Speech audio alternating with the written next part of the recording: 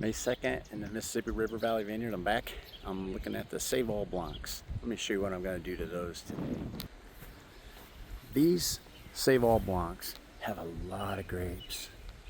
They're just beautiful, and they make a really good white wine. I love it, but they have too many grapes. This is only their third year. This will kill these plants. Like I always say, grapes are stupid. They'll put out so many grapes on them that they'll kill themselves off. But if you look at this, now this one here is not a grafted, it's on its own root.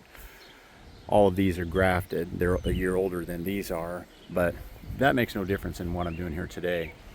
I'm going to go along here, since this is only their third year. See, they have two clusters on this one. So I will take the top cluster off of every one of these, and I'll leave the bottom cluster on. And after I've done that to all of these grapes, then I'll come back and measure the diameter of the vine about 6 to 10 inches up from the bottom, from the ground. And that diameter will tell me how many clusters to leave, and that also is dependent on variety and age. But for a really healthy vine, which this one's not, by healthy I mean an inch diameter, this one's probably a ½ inch.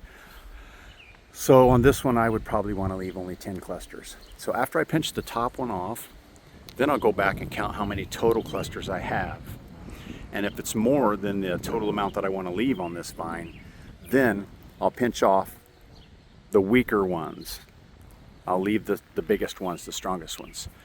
But I don't want to exceed 30 clusters on any of my varieties of grapes this year, because they're only third year. So I don't care how big the trunk is. None of my grapes are going to have more than 30 clusters on a vine. I've got too much effort into these to damage my chances for future years. Also, this cluster, or this shoot here, was left for a replacement in case I need one. So I'm not growing it for grapes. I'm growing this for a replacement cordon. So all of the grapes will come off of that and this one. Really need two hands to do this, but these two I want to grow in case I need a replacement for whatever reason. And I'll do that on every one of them too. And then of course, one thing I always do is, if there's any suckers growing out along the bottom, pinch those off. That's the plan for this row of Save All Blancs.